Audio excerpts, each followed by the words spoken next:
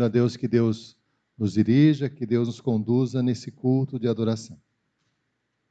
Vamos ficar alguns instantes em oração, pedindo que Deus seja falando, conduzindo esse culto. Vamos orar.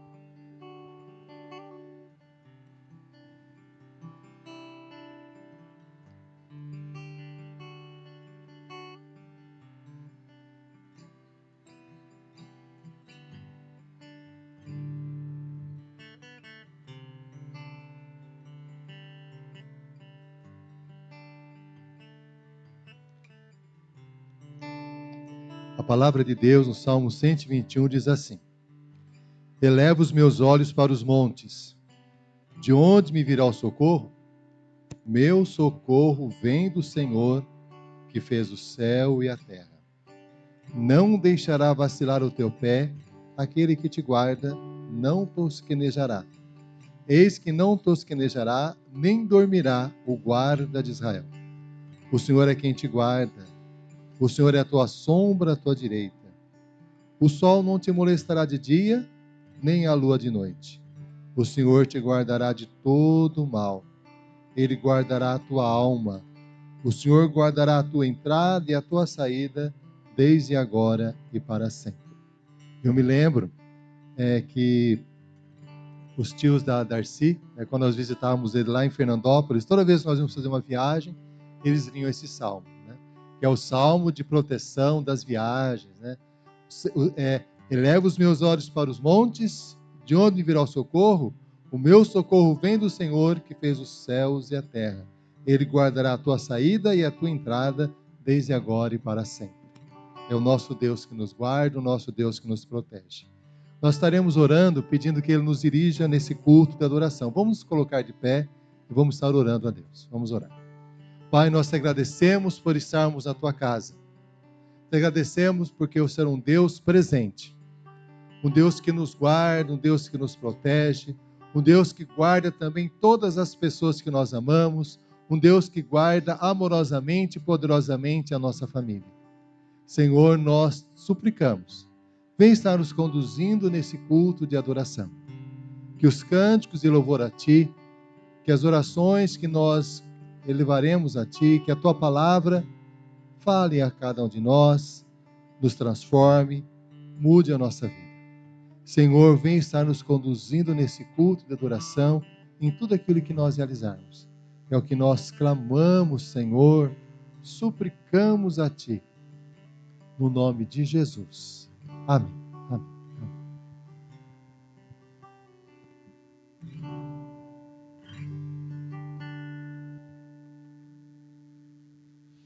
Vamos louvar ao Senhor então com um hino.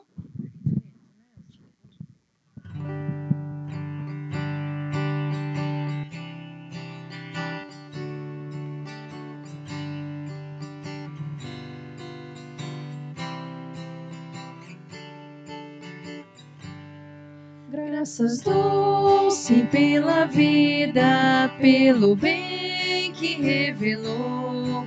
Graças dou pelo futuro e por tudo que passou, pelas bênçãos derramadas, pelo amor, pela aflição, pelas graças reveladas.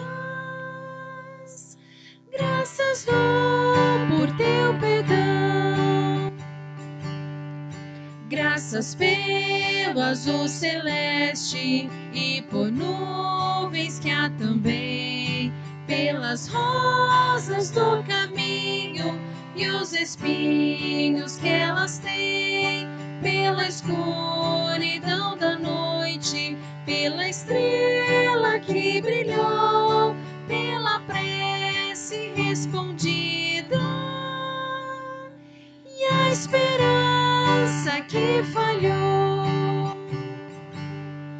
Pela cruz, o sofrimento, eternal ressurreição, pelo amor que é sem medida, pela paz no coração, pela lágrima vertida e o consolo que é sem par, pelo dom da eterna vida.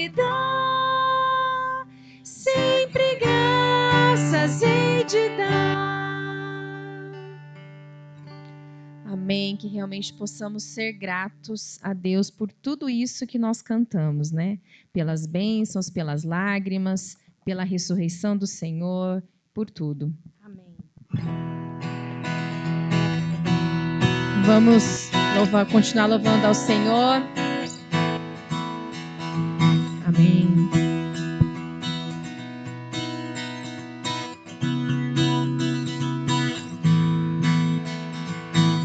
Eu me rendo a ti perante os homens, perante tudo.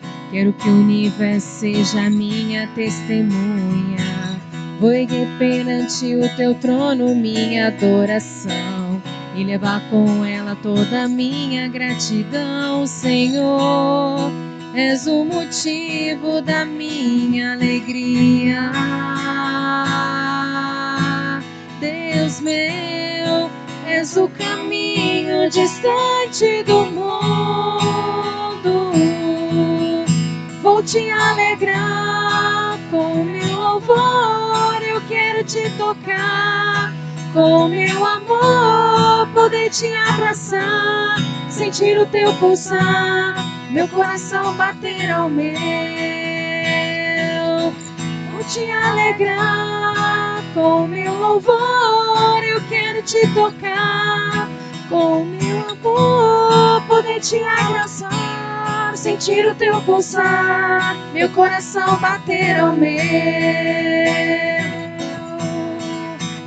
Eu me rendo a ti perante os homens, perante tudo. Quero que o universo seja minha testemunha. Vou erguer perante o teu trono minha adoração e levar com ela toda a minha gratidão, Senhor. És o motivo da minha alegria, Deus meu. És o caminho distante do mundo. Vou te alegrar com meu louvor.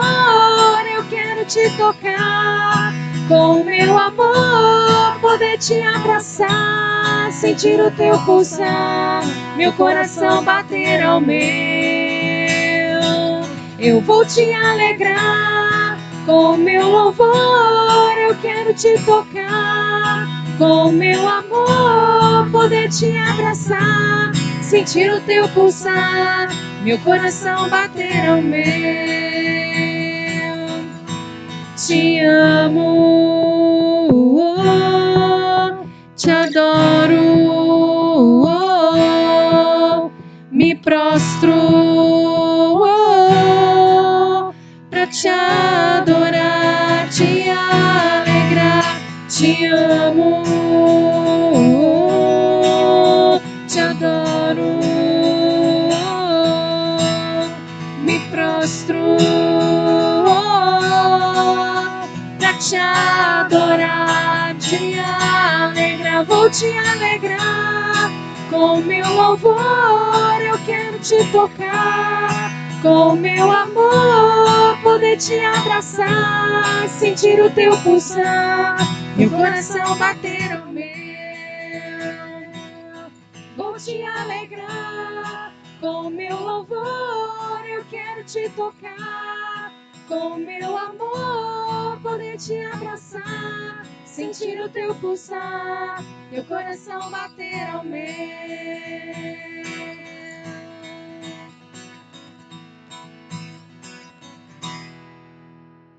Amém.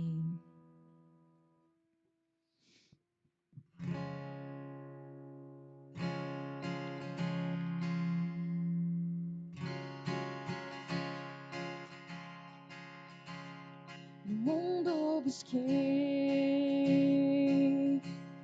mas nada preencheu-me. Canções tão vazias, tesouros que um dia se consumarão. Então você veio e me trouxe pra perto, e todo desejo é satisfeito em seu amor. Não há nada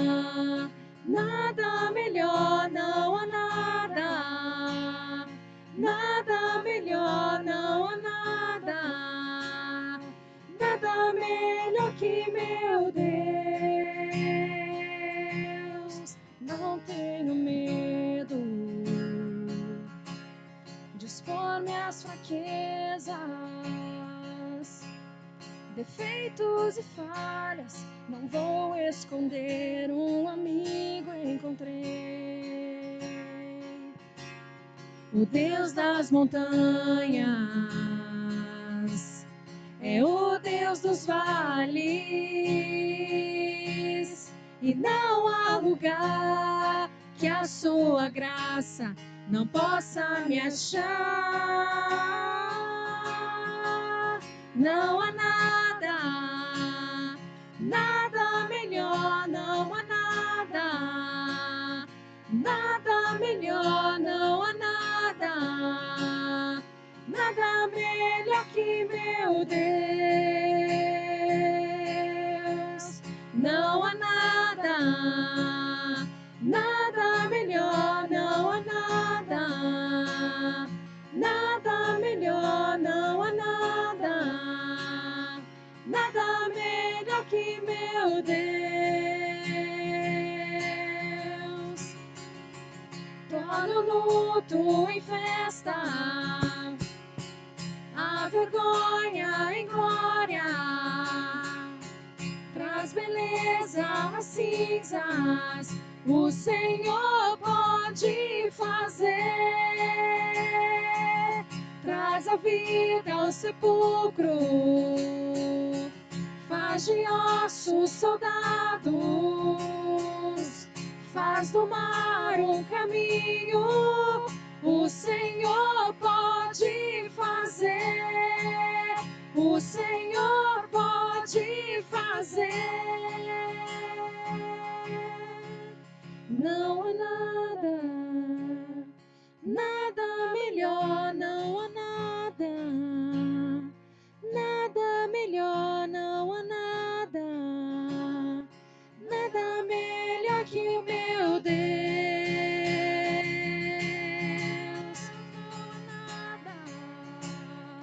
Nada melhor, não há nada, nada melhor, não há nada, nada melhor que meu Deus.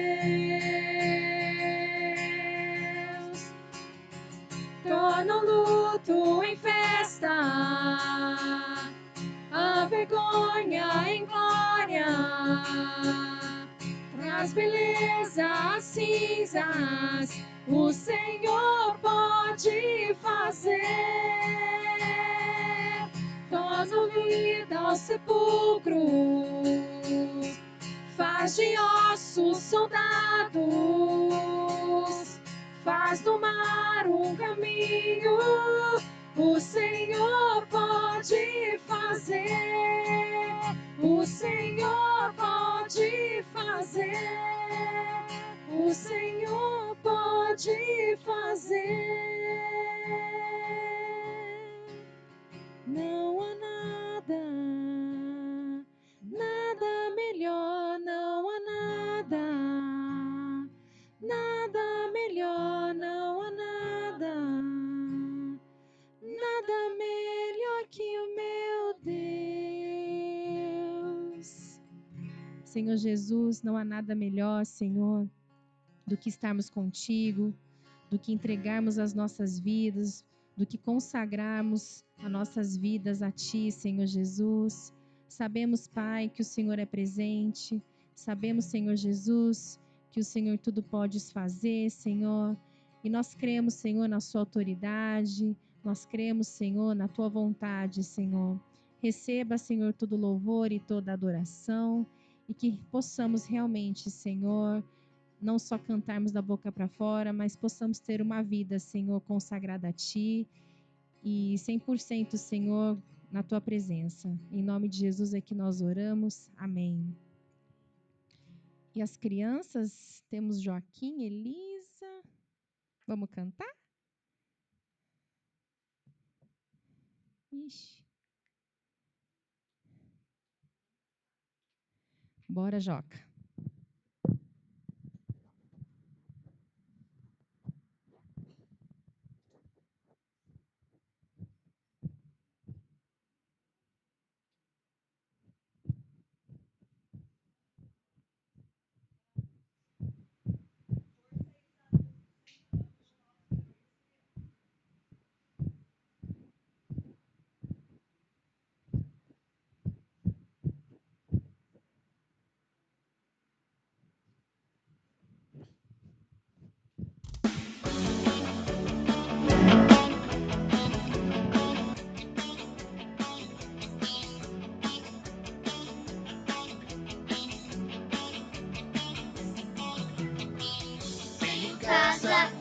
Obrigado, Senhor, tenho família.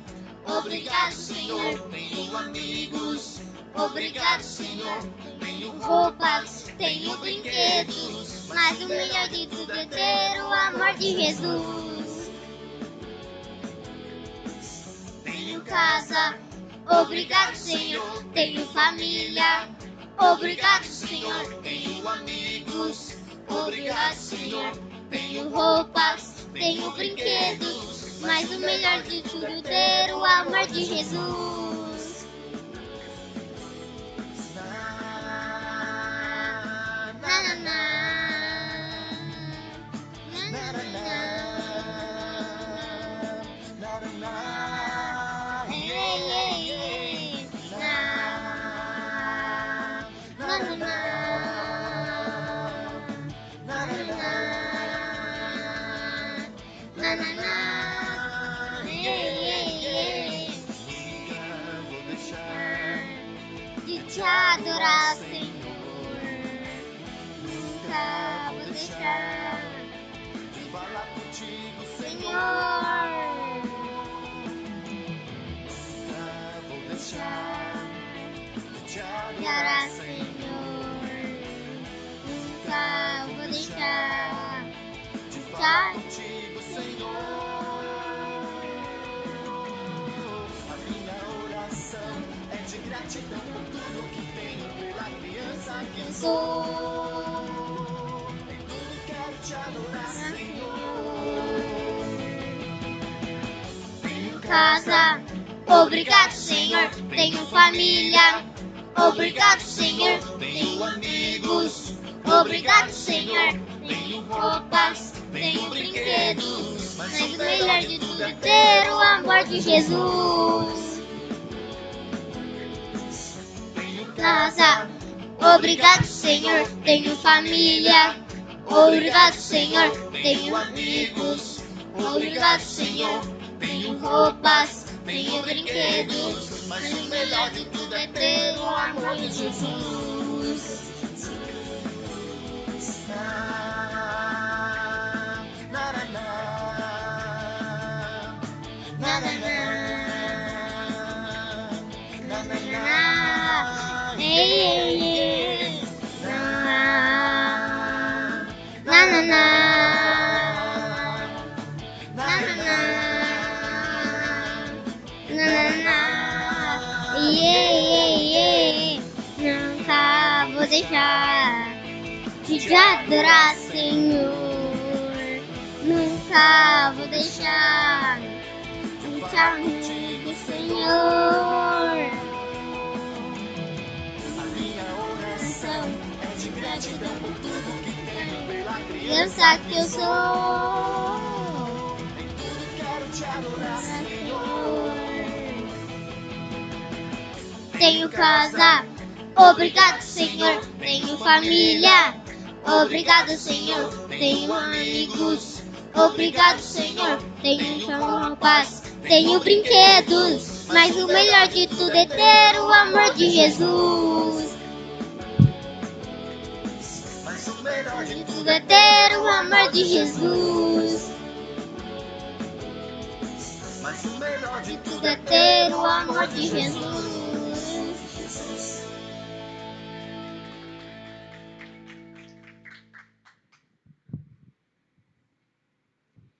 Vamos orar? Quem quer orar? Quer orar comigo?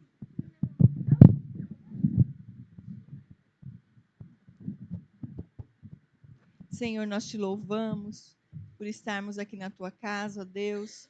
Obrigado pelas crianças, Senhor, que nos ensinam a cada momento. Que o nosso amor por ti seja assim, um amor puro, ó Deus, verdadeiro. Cuida, ó Pai, das nossas crianças, abençoa as que não estão aqui, abençoa as aulas que nós teremos. Fala conosco durante todo esse dia. Nós te adoramos, te louvamos para sempre. Em nome de Jesus, amém.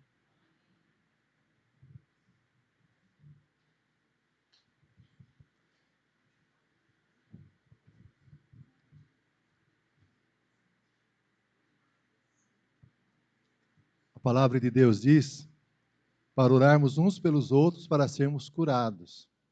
fala da importância de nós estarmos orando, clamando a Deus pela vida de outras pessoas. E nós oramos a Deus, que Deus seja abençoando nosso irmão pastor Rodrigo, que ele está em viagem. E amanhã é um dia especial.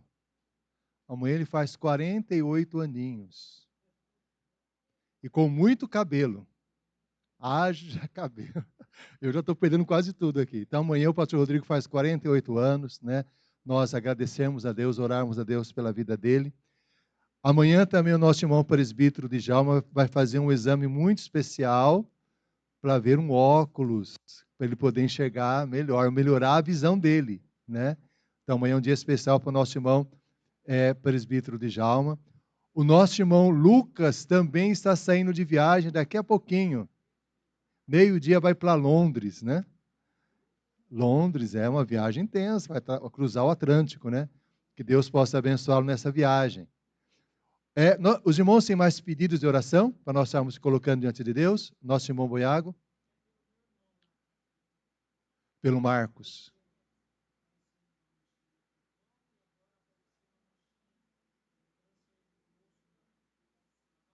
Certo. Então nós pedimos. Que é câncer, né? No osso. Ele tem quantos anos, mano? Novo de tudo. Tá. Então nós oramos pela vida do Marcos, que apareceu essa questão do câncer. Pedimos a Deus pela vida dele. Mais algum pedido dos irmãos?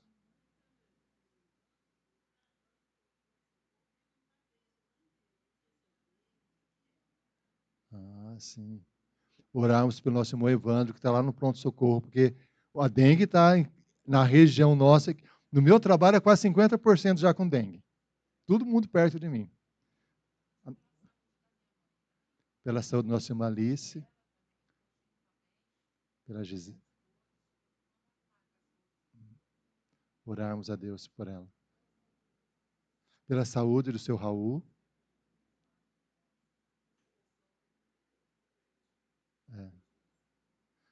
Vamos orar pelo Raul, seu Raul.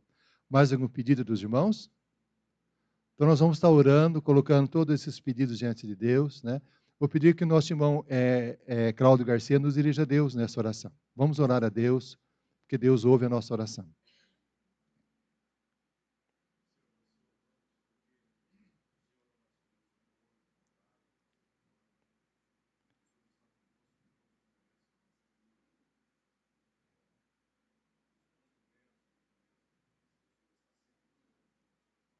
Sim, Senhor Jesus.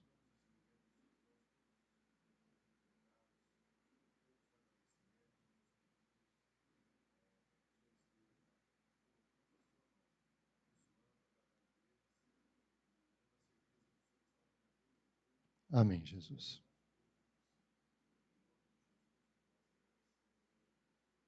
Amém, amém, amém. Podemos estar nos assentando. No próximo domingo, né, relembrando aos irmãos, que no próximo domingo nós teremos, nós tivemos uma assembleia da igreja de eleição de diáconos e presbíteros, só que nós não tínhamos quórum suficiente. Ela foi remarcada para o próximo domingo, do dia 5. E tivemos uma reunião do conselho nessa semana e serão eleitos 3 presbíteros com mandatos vencidos e também 4 diáconos. 3 presbíteros e 4 diáconos, a eleição que nós faremos a semana que vem. Também no dia 12, nós teremos uma programação especial no dia 12, que é louvando a Deus pelas mães. Está toda uma preparação com as crianças, tudo, de homenagem especial às mães no dia 12. 12, não no próximo domingo, no domingo seguinte. Os irmãos já estarem se organizando, se lembrando dessa ocasião especial. Nós estaremos orando. Os irmãos que... a nossa igreja normalmente contribui de forma online, os irmãos fazem o seu Pix. Os irmãos que trouxeram dinheiro em espécie, né? A nossa irmã Vânia vai estar recolhendo, os irmãos que trouxeram em espécie. Nós estaremos orando, pedindo a Deus que Ele continue agora falando ao nosso coração e falando através da sua palavra. Vamos orar. Vamos só aguardar esse momento especial de vamos estar orando.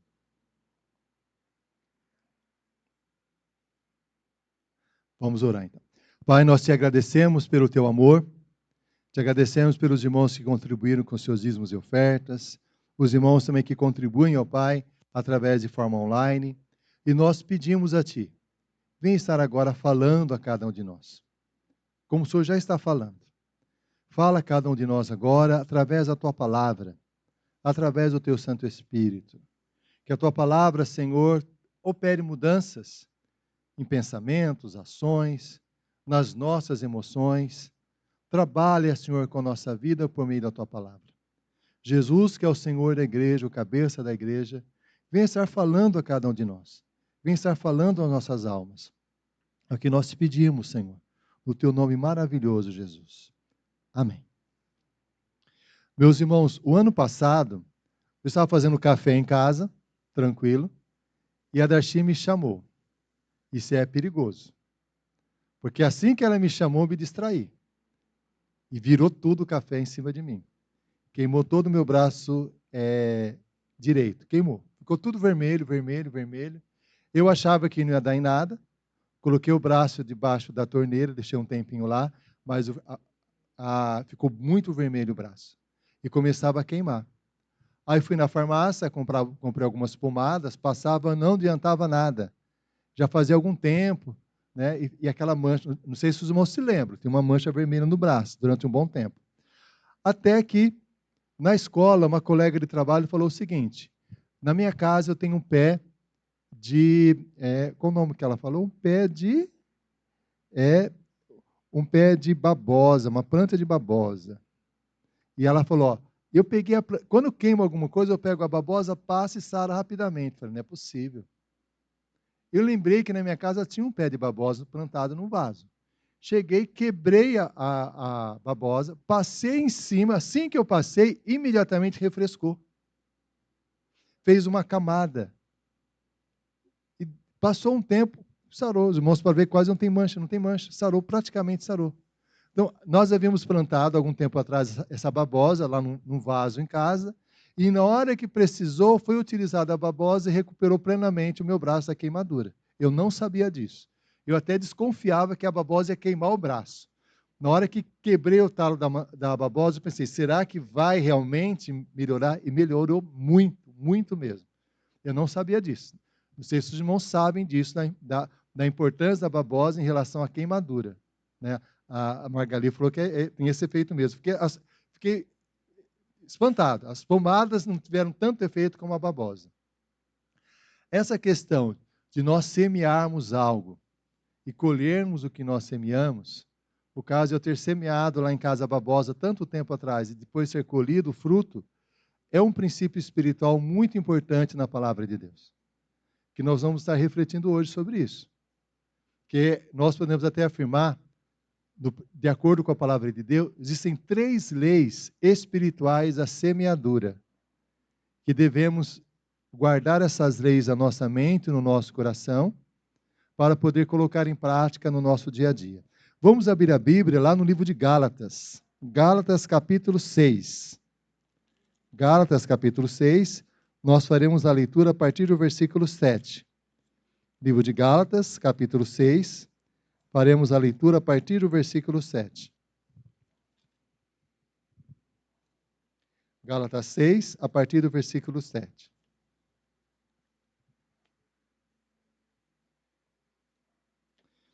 Diz assim a palavra de Deus, Gálatas 6, versículo 7. Os irmãos que acharam o texto, eu vou pedindo que os irmãos estejam se colocando em pé, porque nós vamos confirmar. Achou o texto, os irmãos já se colocam em pé. Gálatas 6, a partir do versículo 7. Diz assim a palavra de Deus, Gálatas 6, 7. Não vos enganeis, de Deus não se zomba, porque tudo que o homem semear, isso também ceifará. Porque o que semeia na sua carne, da carne ceifará a corrupção. Mas o que semeia no Espírito, ceifará a vida eterna. E não nos cansemos de fazer o bem, porque a seu tempo ceifaremos, se não houvermos desfalecido. Então, enquanto temos tempo, façamos o bem a todos, mas principalmente aos domésticos da fé. Amém. Os irmãos podem se assentar. Nesse texto da palavra de Deus, nós aprendemos sobre 3 leis da semeadura. A primeira delas se refere à necessidade de tomada de uma decisão. E a decisão é: o que eu estarei semeando? Porque o texto diz: de Deus não se zomba. O que o homem semear, isso ele vai ceifar. Se semear na carne vai colher corrupção. Se semear no espírito colherá a vida eterna. Então nós temos que tomar uma decisão o tempo todo na nossa vida. No que estarei semeando? Na carne ou no espírito? E aí nós nos perguntamos, o que envolveria semear na carne? O que a palavra de Deus fala a respeito disso? O próprio livro de Gálatas nos fala a respeito disso. Aqui em Gálatas capítulo 5, a partir do versículo 19, diz assim: porque as obras da carne são manifestas, as quais são prostituição, impureza, lascívia, idolatria, feitiçarias, inimizades, porfias, emulações, iras, pelejas, dissensões, heresias, invejas, homicídios, bebedices, glutonarias e coisas semelhantes a estas, acerca das quais vos declaro, como já antes vos preveni, que os que cometem tais coisas não herdarão o reino de Deus. Em outras palavras, as obras da carne é tudo aquilo que nós fazemos que prejudica a nós mesmos e prejudica as outras pessoas. As obras da carne envolvem briga, dissensão, confusão, envolve tomarmos atitudes que prejudicam o nosso próprio corpo, como a prostituição, a bebedeira, a glutonaria. Envolve tomarmos atitudes que prejudicam o nosso relacionamento com Deus, feitiçarias, idolatrias. Então, as obras da carne é tudo aquilo que prejudica a nós e as outras pessoas. E agora, meus irmãos, uma questão muito interessante. Se as obras da carne prejudicam a mim e aos outros, naturalmente as pessoas não praticariam essas obras. Se vai fazer mal, por que eu vou fazer? Se vai fazer mal, por que eu vou prejudicar outra pessoa? Por que eu vou prejudicar a mim? Por que eu vou prejudicar o meu relacionamento com Deus? Porque, afinal de contas, é algo que prejudica, algo que faz mal. Mas, como nós analisamos, à luz da palavra de Deus e da nossa própria experiência de vida, daquilo que nós temos observado no nosso dia a dia, é o seguinte: as obras da carne é uma tendência natural do ser humano. O ser humano, mesmo sabendo que tal comportamento é prejudicial, ele pratica. Mesmo ele sabendo que confusão, briga, desunião é algo prejudicial para a vida dele do outro, ele pratica. Mesmo ele sabendo que tomar uma atitude vai prejudicar o seu próprio corpo, a sua própria saúde, ele faz. Por que isso acontece? É muito estranho, de tal forma até foge da lógica. Por que isso ocorre? É interessante pensarmos sobre isso, o que a literatura fala a respeito desse assunto. O que os pesquisadores falam a respeito disso. A Bíblia diz claramente que isso é consequência da natureza humana do pecado. Tem um pesquisador,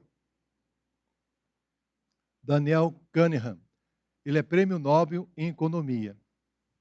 Ele escreveu um livro chamado Rápido e Devagar, sobre tomada de decisões. Nesse livro ele faz a seguinte afirmação, que vai assustar o nosso coração. A afirmação que ele faz é o seguinte: o mal é mais forte que o bem. Quando ele falou isso, eu falei, mas que absurdo, como assim o mal é mais forte que o bem? Lógico que o bem é mais forte que o mal. E ele contra-argumenta. Fala que pesquisas mostram que a força do mal é tremenda. Que a força do mal na sociedade tem uma força extraordinária, muito mais poderosa que o bem. Ele dá um exemplo. No exemplo dele, ele falou o seguinte: imagine uma bacia cheia de cerejas, dá água na boca, né? que para quem gosta de cereja. Eu prefiro uma bacia cheia de brigadeiro, né? Se de repente, naquela bacia aparece uma barata, a bacia inteira eu jogo no lixo, certo? Uma única barata estraga toda a bacia de cereja, até dá repugnância, né? Nojo. Entretanto, se eu tiver uma bacia cheia de barata, uma cereja e um brigadeiro não faz nada, não tem efeito nenhum. Nenhum efeito. Não é verdade? A força do mal é tremenda. É tão tremenda a força do mal que estudos indicam o seguinte, que Deus nos constituiu como pessoas preparadas para enfrentar ameaças, perigos. Então, o nosso cérebro, diante de uma informação negativa, ele presta mais atenção. Ele foca mais o alvo, ele observa mais. Por isso, uma notícia ruim, nós automaticamente paramos e prestamos atenção. Porque essa notícia ruim, o nosso cérebro é condicionado para reagir adiante de ameaças, buscando a sobrevivência. Prestamos atenção. O que os jornais fazem com muita facilidade? Que aprenderam a fazer isso? Mostrar notícias ruins. Notícias de acidentes, notícias de violência, e todas essas notícias, o que elas fazem? Capturam a nossa atenção. Nós começamos a ficar atentos naquilo que está ocorrendo. Tanto é assim também, que quando vamos assistir um filme, se no filme não tiver alguma coisa que nos chama a atenção, alguma pitadinha de mal, alguma coisa ruim acontecendo, que tem que ser resolvida, dificilmente nós continuamos assistindo, porque tem que ter um mal ali para chamar a nossa atenção, para mexer com as nossas emoções, para mexer com nossos brios. Então, o mal tem uma força muito grande. Inclusive, há uma música popular, né, que acho que do Engenheiros do Havaí, que diz assim: quem mente primeiro diz a verdade. Porque a mentira anunciada, a pessoa muitas vezes acredita nela, e se alguém tentar desmenti-la, o trabalho será muito maior. Estudos dizem, olha que interessante, é assustadora essa informação, agora para os casais. Estudos dizem que a nossa memória nos relacionamentos conjugais foca muito nas questões negativas. E um casal só consegue se manter unido com o tempo se a memória positiva for 5 vezes maior do que as negativas. É um dado assim assustador. E o que eu estou falando para os irmãos está lá no livro Rápido e Devagar, da Daniel Kahneman, Prêmio Nobel de Economia, citando várias pesquisas nessa direção. Por isso, quando a Bíblia diz, o que semeia na carne, da carne colherá a corrupção, o que a Bíblia está dizendo? Olha, se eu semear na carne, deixar que a carne assuma o controle, que é uma tendência natural, nós brigarmos, nós fazemos coisas que nos prejudicam, fazemos coisas que nos fazem mal, se nós semearmos na carne, nós vamos colher a destruição, nós vamos colher a corrupção. Um outro pensador muito interessante, que falou sobre a modernidade líquida, ele comenta o seguinte, Bauman, ele fala assim, que nos relacionamentos conjugais é muito difícil, porque as pessoas não batem, são ideias diferentes. Isso é verdade. Só ver lá em casa como é a situação, as ideias não batem de jeito nenhum. Entretanto, contudo, porém, os casais que mesmo com dificuldade permanecem juntos, têm uma vida mais longa. Porque na hora que a situação apertar, um vai ajudar o outro. É uma necessidade de apoio mútuo, de companheirismo.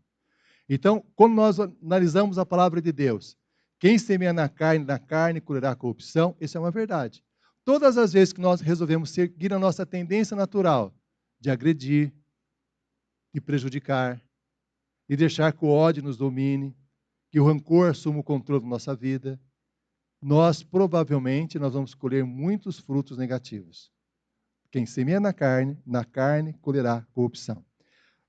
E os que semeiam no Espírito colherão a vida eterna. É o que diz a palavra de Deus. E o que envolve semear no Espírito? O escritor de Gálatas, que é o apóstolo Paulo, estava muito preocupado com aquela igreja. Porque foi uma igreja que aceitou a Cristo pela fé, se rendeu aos pés de Cristo. Entretanto, essa igreja começou a ter um comportamento inadequado.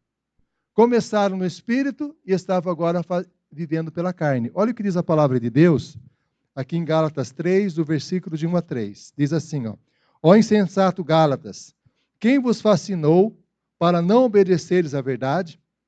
A vós perante os olhos de quem Jesus foi já apresentado como crucificado? Só quisera saber isso de vós. Recebeste o Espírito pelas obras da lei ou pela pregação da fé? Sois tão insensatos que, tendo começado pelo Espírito, agora acabais na carne? O que aconteceu? Naquela igreja as pessoas começaram a achar que era o seu esforço que ia dar resultado. Quer seguir regras, seguir normas, seguir a lei, e isso daria vitória na vida delas. Então eles começaram pela fé, entregando a vida inteiramente a Jesus Cristo e começaram a seguir as obras da carne, acreditando que seguir as regras, as normas, resultaria em uma vida melhor. E aí Paulo fala, as obras da carne são manifestas, as quais são prostituição, impureza, lascívia e assim por diante. Uma lista de pecados. Por quê? Quando nós resolvemos viver uma vida pelo nosso próprio esforço, seguindo um monte de regrinhas, fatalmente a carne vai assumir o controle. Fatalmente nós perceberemos que nós não conseguiremos viver uma vida espiritual como agrada a Deus. Mas o que é semear no Espírito, afinal de contas, como diz Paulo? Paulo fala aqui em Gálatas 2:20. Ele diz assim, já estou crucificado com Cristo, e não vive mais eu, mas Cristo vive em mim. E a vida que agora vivo na carne, vivo na fé no Filho de Deus, o qual me amou e se entregou por mim. Viver no Espírito, ou semear no Espírito, envolve uma tomada de decisão seríssima. É uma tomada de decisão que temos que fazer constantemente em nossa vida. Que tomada de decisão é essa? É abrir o controle total da nossa vida, renunciar o controle total da nossa vida e entregá-lo inteiramente nas mãos de Jesus Cristo. Viver no Espírito significa eu morrer para mim mesmo e colocar a minha vida inteiramente nas mãos de Jesus. Olha o que Jesus fala aqui em Mateus 16, versículo 24. Mateus 16, 24. Jesus fala o seguinte, sobre essa necessidade espiritual que nós temos. Mateus 16, 24. Jesus afirma,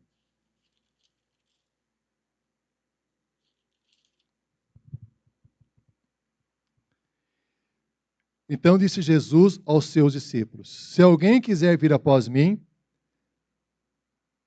renuncie a si mesmo, tome sobre si a sua cruz e siga-me. Em outras palavras, eu só vou semear no Espírito se eu renunciar à minha vida e entregar a minha vida nas mãos de Cristo e começar a desenvolver com Jesus Cristo um relacionamento. Quando Jesus fala renunciar a si mesmo e segui-lo, significa o seguinte, eu vou abrir mão da minha vida e agora quem vai dirigir, quem vai conduzir a minha vida é Jesus Cristo. Ele vai me orientar naquilo que eu devo falar. Ele vai me orientar naquilo que eu devo fazer. Ele vai me orientar na hora que eu estiver triste. Ele vai me orientar na hora que eu estiver com raiva. Ele vai me orientar na hora que eu estiver com dúvida. Porque Jesus é o meu Senhor e Ele vai dirigir completamente os meus passos. O que Jesus disser que eu devo fazer, eu farei. E aí nós nos perguntamos, mas como isso é possível? Se Jesus está no céu, à direita do Pai, como Ele vai me orientar naquilo que eu devo fazer no meu dia a dia? Eu renunciar a minha vida e entregá-la nas mãos de Jesus, como Ele vai me orientar? De que forma Ele vai me orientar? Jesus nos diz isso, que Ele está com o Pai, mas o Espírito Santo dele habita no nosso coração. Quando nós renunciamos tudo, entregamos a nossa vida nas mãos de Jesus para que Ele conduza, o Espírito Santo de Deus vai nos orientar no que devemos fazer. Vai nos fazer lembrar de passagens bíblicas. Vai abrir nosso entendimento. Vai nos mostrar o passo que devemos dar, que atitude devemos tomar. É o Espírito Santo de Deus guiando a nossa vida como consequência do quê? De eu ter renunciado à minha vida e entregue ela nas mãos de Cristo. Por isso é necessário uma tomada de decisão. O que semeia na carne, da carne colherá a corrupção. Mas o que semeia no Espírito, renunciando a sua vida, entregando nas mãos de Cristo, vai colher a vida eterna. Vai desfrutar das bênçãos que Deus promete para a sua vida pessoal. E essa decisão, é importante compreendermos, é uma decisão pessoal e é uma decisão também que não podemos transferir para outra pessoa. Não tem como fazer isso. Não tem como. Não é porque o meu pai, a minha mãe, meus familiares seguem a Jesus que naturalmente eu sigo a Jesus. Não é assim. É eu pessoalmente. É uma decisão minha. Não tem como eu confiar que a minha decisão pessoal em relação a Cristo é algo que a outra pessoa pode tomar por mim. É uma decisão minha, individual, intransferível. É eu que tenho que tomar essa decisão. Eu me lembro, quando adolescente, meus pais iam à igreja, eu não. E eles insistiam de todas as formas possíveis para que eu fosse. Eu não ia. Falei, não adianta, eu não quero nem saber. Só Deus pode mudar meu coração. Eu pensava isso. E é verdade, só Deus pode mudar o nosso coração mesmo. Eu até dizia assim, lá dentro na minha alma, falei assim, ó, olha, duvido que Deus me muda. Duvido que Ele consiga mudar meus pensamentos e meu coração. Até que chegou o momento que Jesus falou de tal forma a minha alma que eu acabei me rendendo completamente a Ele. Porque é uma decisão pessoal. É uma decisão minha diante do Senhor Jesus. Sou eu que tenho que tomar, não é outra pessoa. E por isso a palavra de Deus fala, lá em Romanos 14, versículo 12, que todos nós prestaremos contas dos nossos atos diante de Deus. Não é porque uma outra pessoa que eu amo segue a Cristo que automaticamente eu estou seguindo a Cristo. Não é porque aquela pessoa que eu amo, da minha família, uma pessoa muito querida, tem uma vida espiritual que automaticamente eu também tenho essa vida espiritual. Eu preciso tomar uma decisão minha, pessoal, individual. Isso é muito importante compreendermos. E uma outra questão fundamental. Nós não podemos tomar pelo outro. Se nós pudéssemos. Se nós pudéssemos. Quem de nós aqui gostaria de tomar decisão por um familiar? Se eu pudesse fazer aquele familiar se render a Cristo. Se eu pudesse tomar decisão por ele, tomaria. Tomaria 10, 15 vezes, mas eu não consigo fazer isso. Não consigo. Por mais que eu queira, não consigo tomar a decisão pela outra pessoa dela seguir ou não o Senhor Jesus Cristo. É o que não há essa possibilidade. Inclusive, nos estudos que falam sobre a questão do comportamento humano, uma questão fundamental que nós temos que compreender é o seguinte: do que eu tenho controle? Eu não tenho controle sobre o comportamento do outro. Eu não tenho controle sobre a fala do outro. Eu tenho controle sobre o quê? Sobre a minha fala, os meus pensamentos, o meu comportamento.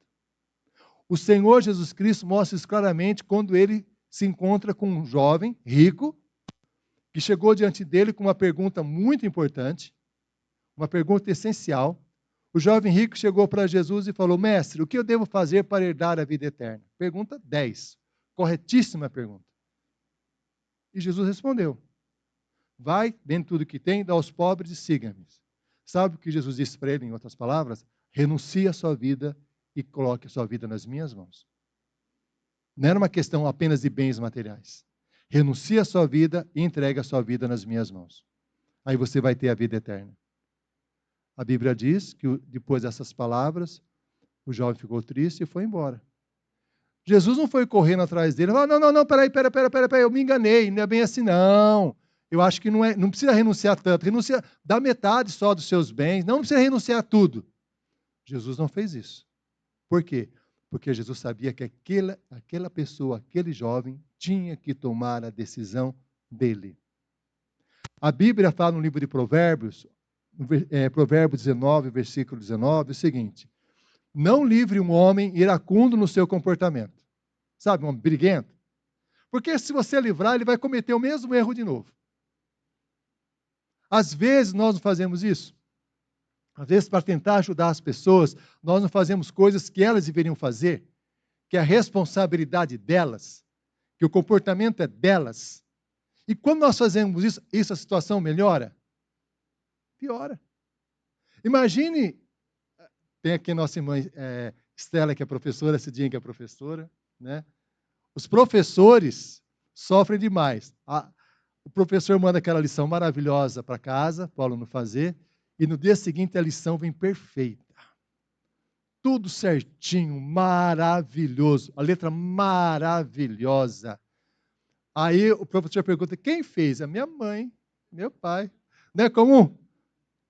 Aí o professor, vou dar 10 para sua mãe, 10 para o seu pai, mas você é 0, porque você não fez. Se não fizer a lição, não aprende. Se a pessoa não passar pela experiência, ela não aprende. E da mesma forma, Deus trabalha conosco. Deus permite que nós passemos por experiências muito difíceis em nossa vida.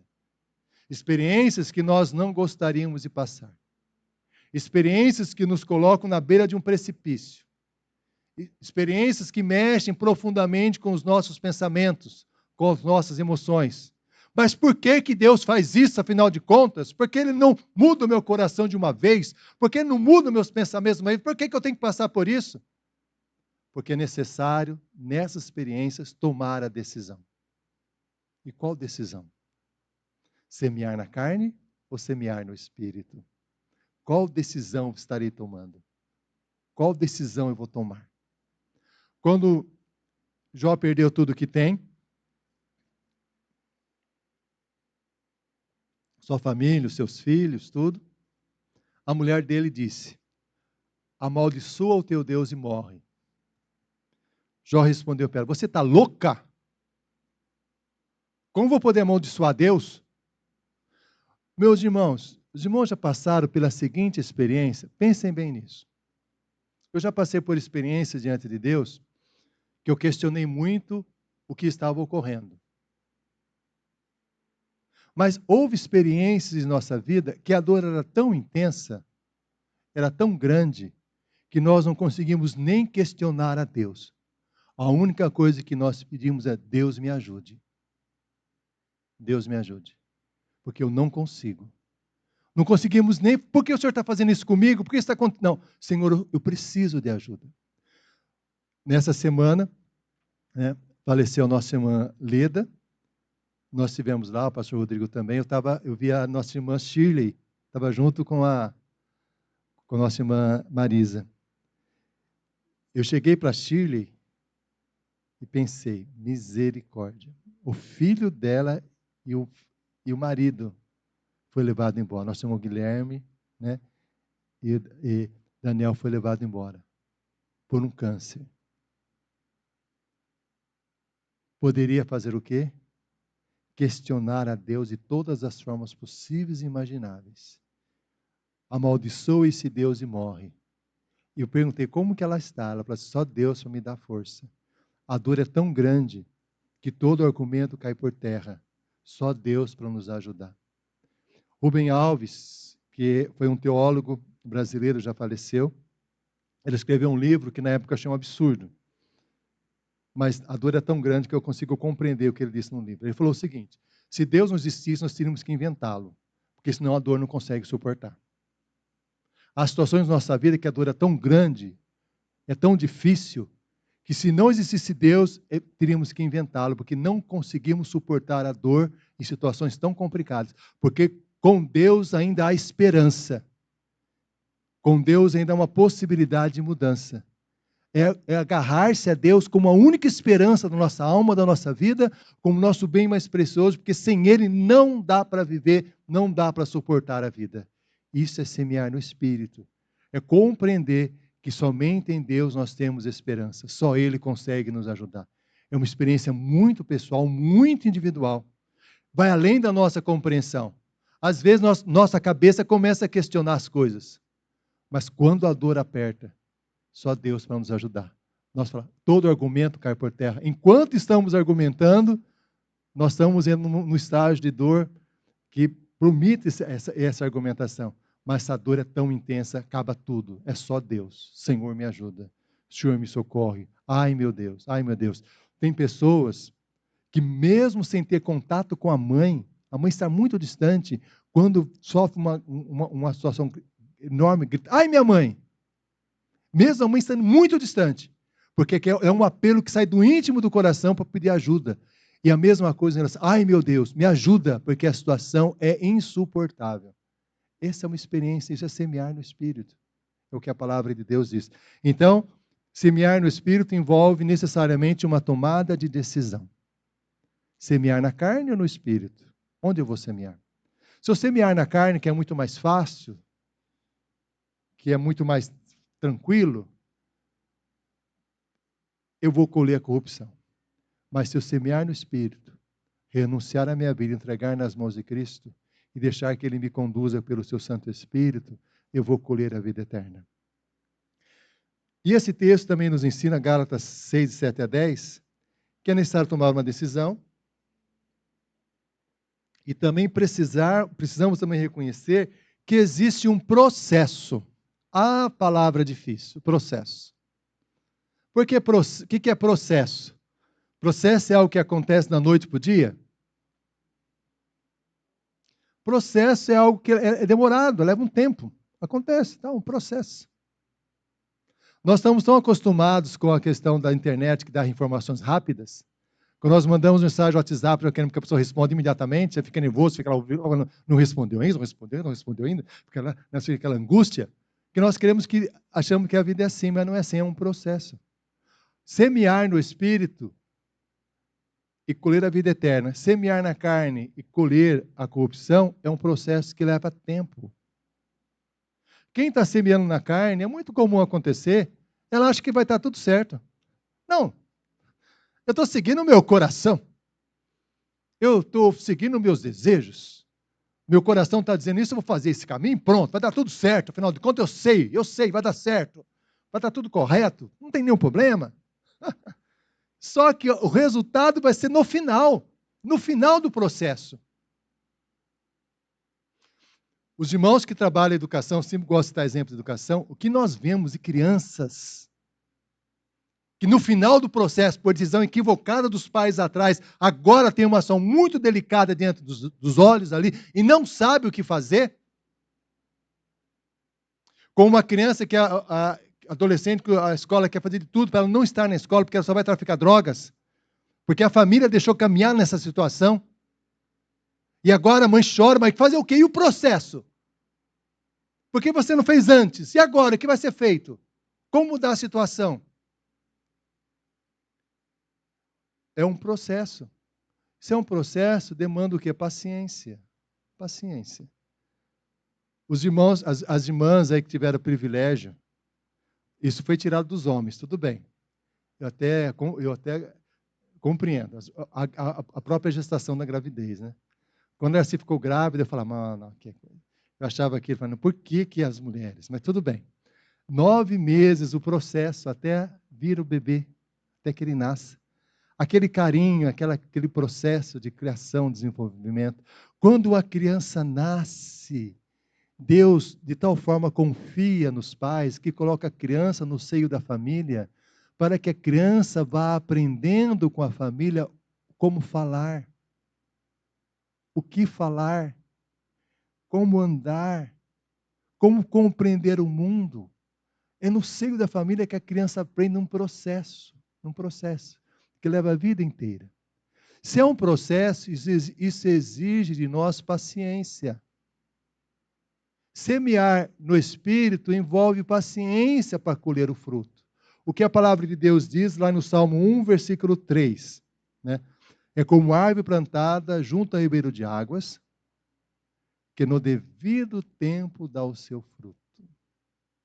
e tudo quanto ele faz será bem sucedido. Quem semeia no Espírito é assim. O fruto demora, aparentemente, porque está sendo trabalhado, até gerar o fruto. Isso é semear no Espírito. A importância é aprendermos a ter paciência. Se nós estamos orando por alguém, pedindo a Deus por uma mudança na vida do coração de uma pessoa, nós precisamos ter paciência, porque é um processo, temos que continuar orando. Se eu estou semeando no Espírito em situações difíceis na minha vida, é um processo, eu preciso ter paciência para que o fruto venha. É um processo, demora, não é da noite para o dia. Além da paciência, eu preciso de resiliência, porque dá vontade de desistir. Não é assim? Quando você começa um processo, dá vontade de desistir. Tanto é assim, né? Eu gosto de citar coisa de educação, porque está lá no sangue, né? Quando você começa um curso de educação na faculdade, né, os irmãos que estudaram, começa com a sala lotada, normalmente. Passa um tempo, forma uns gatinhos pingados no final, porque todo mundo vai desistir no processo, porque não é fácil, né? Não é fácil. A pessoa começa a fazer um curso, no final ela desiste, porque o processo é demorado. Quantas pessoas abandonaram? Por isso que a palavra de Deus diz, quando você fala de semear no Espírito, fala assim, ó, que não nos cansemos de fazer o bem, porque a seu tempo ceifaremos se não houvermos desfalecido, se nós não desistirmos. E para semear no Espírito e colher a vida eterna, e temos que confiar no processo, temos que confiar nessa promessa. Se eu estou semeando o Espírito, vai colher a vida eterna. Se eu estou educando os meus filhos no caminho do Senhor, vai colher a vida eterna. Se eu estou orando por uma pessoa, vai colher a vida eterna. Se eu estou servindo a Deus, naquilo que Deus colocou no coração, naquilo que Deus vai colher a vida eterna. Essa promessa de Deus eu tenho que ter guardado no meu coração para persistir, persistir. E, como o texto também fala, envolve também, além de tomar uma decisão, reconhecer que é um processo, é a necessidade de periodicamente avaliarmos os resultados. Tem que avaliar. Se eu perceber que algo não está dando errado, tem que parar. Tem que parar. Tem que reavaliar e mudar o caminho, porque não está dando certo. Essa reavaliação é necessária. O exemplo, a pessoa está semeando, ela acha que está semeando no espírito, mas de fato está na carne. De repente está colhendo só corrupção. Não está dando certo. Opa, eu tenho que parar. Tanto é que a palavra de Deus, ela fala da necessidade de nós estarmos fazendo essa avaliação o tempo todo. E é interessante, os irmãos observaram no livro de Gênesis, que Deus avaliou a sua própria obra e disse Deus que era bom. Por que Deus avaliou o que ele ia fazer? Por que a Bíblia registra isso? Quando você avalia o que você faz, você percebe que é bom, isso te dá alegria no coração. Tem que avaliar, está sendo bom, está ótimo, continuar. Se não estiver sendo bom, tem que mudar, tem que ser alterado. A palavra de Deus diz assim, né? Examinemos nossos caminhos e provemo-los e voltemos para o Senhor. Nós temos a tendência, novamente, Daniel Kahneman, rápido, devagar, o Prêmio Nobel de Economia, ele fala sobre isso. A tendência do conforto cognitivo. O que é conforto cognitivo? Mudar dá trabalho. Então, vou ficar do jeito que está. Porque mudar vai dar muita complicação. Vou ficar do jeitinho que está. Tanto é que, às vezes, tem um efeito psicológico do investimento perdido. Vou dar um exemplo para os irmãos. Carro velho. Tem um carro em casa velho, que é um Fit. Ainda bem que eu não gastei muito nele. Mas quando você gasta muito no carro, você não quer mais vender o carro porque você já achou que gastou muito dinheiro nele, tem que investir mais. E você vai investindo mais, investindo mais, o carro não desenvolve, você vai investindo, e a coisa vai piorando, né? Porque não dá certo, porque você acredita, você fala, não, que já gastei tanto, eu vou agora vender o carro troco de banana? Não vou desistir, não. Isso vai gerando um conforto, um desgaste emocional tremendo. Por isso, muitas pessoas, às vezes, né, em relacionamentos conjugais e violência, a pessoa fica em silêncio porque acha que mudar e é muito mais trabalhoso e a violência vai aumentando cada vez mais, por causa do conforto cognitivo. Tem uma história interessante sobre o conforto cognitivo, que é o avião Concorde. O avião Concorde é um avião supersônico que foi desenvolvido em 1978. Só que deu prejuízo de 78 até 2003. Foram 25 anos de prejuízo. 27 anos de prejuízo. 25 anos de 25? 25 anos de prejuízo. 25 anos de prejuízo. Só que como o prejuízo era alto, falaram, agora vamos parar, já gastamos, perdeu tanto dinheiro. Sabe quanto levou de prejuízo até suspender o Concorde em 2003? 4 bilhões de dólares. Porque eles não tiveram coragem de parar. A necessidade de mudança é algo muito importante no nosso coração. Preciso mudar.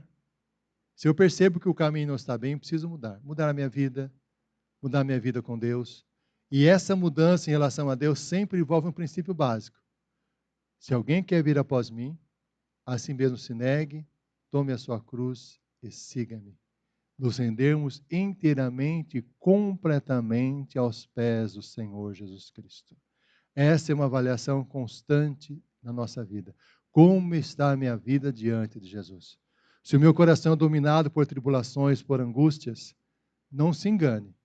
Isso é resultado de falta de Jesus dominando o meu coração e a minha vida. Toda vez que a angústia bate no coração, o Espírito Santo dizendo, renda-se a Cristo, renda-se a Cristo. E quando nós nos rendemos a Cristo, Jesus transforma o nosso coração, transforma a nossa vida. Vida cristã é vida em submissão total e absoluta a Cristo Jesus. Isso é semear no Espírito. Isso é colher vida eterna. Isso exige um processo, continuar confiando, continuar olhando para Jesus, para nos fortalecermos dia após dia na sua presença. Vamos orar.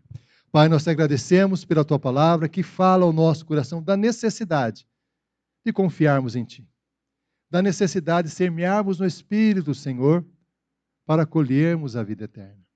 Da necessidade, ó Pai, de verificarmos que semear no Espírito é um processo, que o Senhor vai operando transformação na nossa vida, no nosso coração, no nosso dia a dia.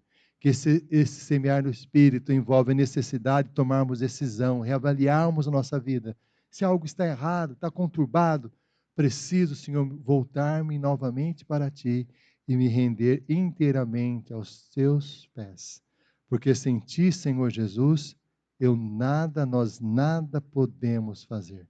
Opere a nossa vida, opere o nosso coração, para que possamos continuar olhando para Cristo, o autor e consumador da nossa fé. É o que suplicamos em nome de Jesus. Amém. Amém.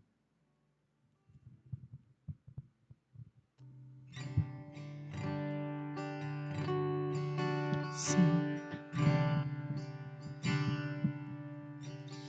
Faz proezas entre nós, realiza teus milagres, nos traz o impossível, mas não posso esquecer dos mínimos detalhes que movem o teu coração. Oh, vem me ensinar uma canção que toca no teu coração. Mostra-me o caminho da santidade, da adoração. Que eu tenho coração humilde, que eu tenho coração sincero, que eu tenha vida no altar, com lábios santos para adorar, e o céu irá se abrir, e o milagre acontecer, tuas proezas sobre mim, detalhes que movem teu coração.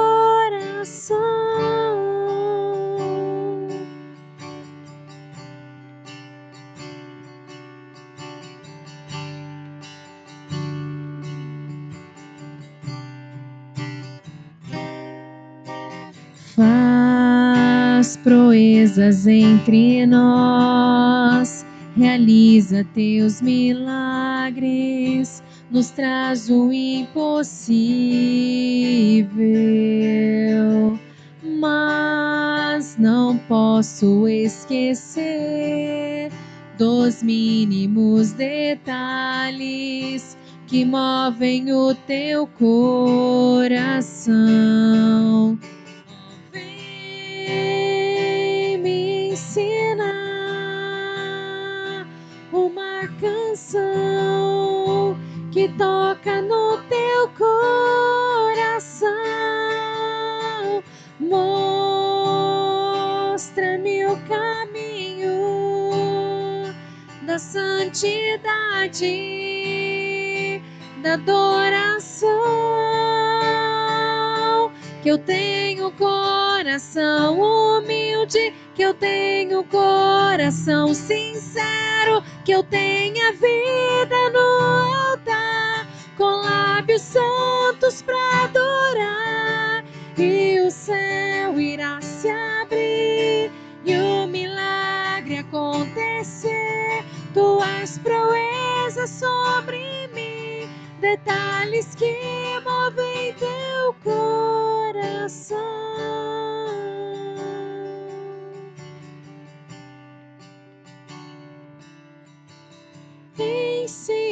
Ensina-me a mover o céu com meu coração e o teu coração.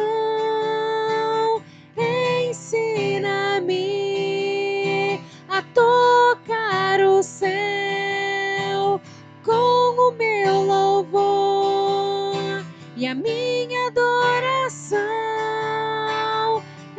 Ensina-me a mover o céu com meu coração e o teu coração.